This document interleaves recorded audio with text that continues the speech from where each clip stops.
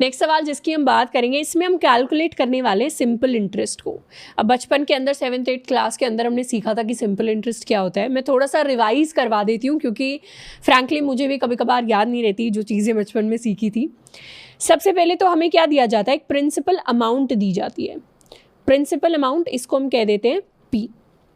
उसके अलावा हमें रेट दिया जाता है कि अमाउंट पे 12% के रेट से, 10% के रेट से, 7% के रेट से, इस हिसाब से हमें इंटरेस्ट कैलकुलेट करना है। और तीसरा हमें दिया जाता है कितने टाइम के लिए हमें कैलकुलेट करना है, विच इज़ T, कि 2 साल के लिए रेट इतना है, प्रिंसिपल अमाउंट इतनी है, आप बताओ कि सिंपल इंटरेस्ट कितना होगा। तो PRT अगर हमें गिवन हो तो सिंपल इंटरेस्ट का फॉर्मूला होता है P multiplied by R multiplied by T divided by 100। ये सिंपल सा फॉर्मूला होता है।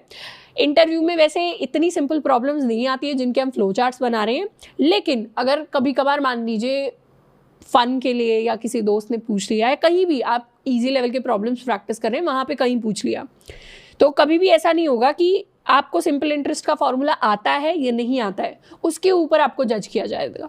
ऐसा नहीं है। अगर इंटरव्यू के अंदर कभी भी आपसे ऐसी कोई प्रॉब्लम पूछ ली जाती है, मान लीजिए जिसका आपको फॉर्मूला नहीं आता, जैसे ये तो सिंपल इंटरेस्ट है, मान लीजिए हमें कंपाउंड इंटरेस्ट का फॉर्मूला नहीं आता, या फिर हमें A+B का होल स्क्वायर नहीं याद आ रहा। ये बहुत बेसिक है बट मैं वैसे ही बता रही हूँ, इसके एक्सट्रीम एग्जांपल्स भी हो सकते हैं।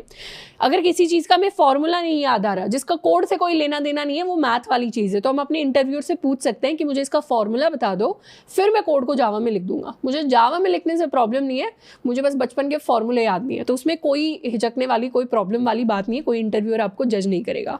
उसी तरीके से PRT का फॉर्मूला ये होता है सिंपल इंटरेस्ट कैलकुलेट करने के लिए। अब इस सवाल के अंदर हमें क्या दिया होगा, इनपुट में हमें दिया होगा एक प्रिंसिपल अमाउंट P, एक रेट R और एक टाइम T, और आउटपुट में हमें क्या दिखाना है, आउटपुट में हमें दिखानी है सिंपल इंटरेस्ट की वैल्यू, मतलब PRT डिवाइडेड बाय 100। तो हमें हमारा इनपुट क्लियर है, हमें हमारा आउटपुट क्लियर है। किसी भी प्रॉब्लम को सॉल्व करने से पहले सबसे पहले हमेशा क्लियर कर लो कि उसका इनपुट क्या होने वाला है, उसका आउटपुट क्या होने वाला है। ऐसे जब हम करेंगे तो हमें पता होगा कि इनपुट क्लियर हो गया है तो पहले तो इनपुट ही होगा, उसके बाद कुछ काम करना होगा मुझे, फिर आउटपुट करना होगा। तो जो अपना हम लॉजिकल सारा दिमाग है वो सिर्फ उस काम में हम लगाएंगे, इनपुट आउटपुट अगर हमें क्लियर होंगे तो। अब इसका फ्लो चार्ट क्या है, इसका फ्लो चार्ट में सबसे पहला स्टेप है हमारा स्टार्ट स्टेप। तो इसीलिए इसी सेम फ्लो चार्ट के लिए हम सूडो कोड भी लिख लेते हैं। सूडो कोड के अंदर हमारा फर्स्ट स्टेप होगा स्टार्ट। उसके बाद सेकंड स्टेप क्या है, सेकंड स्टेप है पैरेललोग्राम के अंदर इनपुट PRT यानी प्रिंसिपल रेट एंड टाइम। तो हम सेम चीज लिखेंगे, इनपुट प्रिंसिपल, इसको हम कह देंगे P, रेट इसको हम कह देंगे R and time which is T। तीसरा स्टेप है कुछ काम करना, तो उसके लिए यूज करेंगे हम अपने प्रोसेस ब्लॉक का। काम क्या कर रहे हैं, काम कर रहे हैं सिंपल इंटरेस्ट को कैलकुलेट करना। कैसे कैलकुलेट होता है, P multiplied by R multiplied by T, इन तीनों का पूरा मल्टीप्लिकेशन डिवाइडेड बाय 100।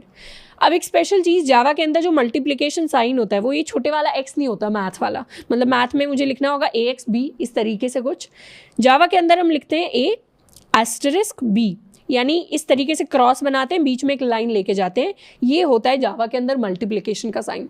हम सूडो कोड में चाहें तो ये लिख सकते हैं, पर मैं आपको धीरे धीरे थोड़ा थोड़ा जावा से भी फेमिलियराइज करा रही हूँ यहाँ पे। तो मल्टीप्लिकेशन के लिए हम हमेशा ये लिखेंगे, डिवाइड के लिए हम इसको लिखेंगे, तो हमने ये लिखा है।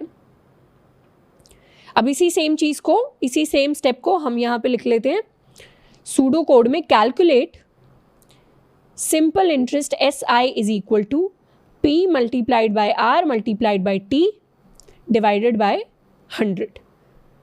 चौथा स्टेप क्या होगा, चौथा स्टेप है कि एक बार सिंपल इंटरेस्ट कैलकुलेट हो गया तो अब हमें उसे प्रिंट करवाना है, तो यहाँ पे लिख देंगे प्रिंट सिंपल इंटरेस्ट।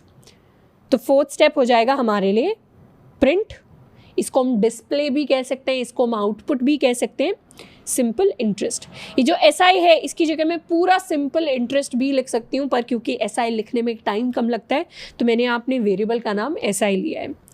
एक बार मेरा सॉल्यूशन खत्म हो गया, मतलब PRT इनपुट करके मैंने अपना सिंपल इंटरेस्ट आउटपुट करा दिया, तो अब मैं क्या करूँगी, अब मैं कर जाऊँगी अपने सॉल्यूशन से एग्जिट।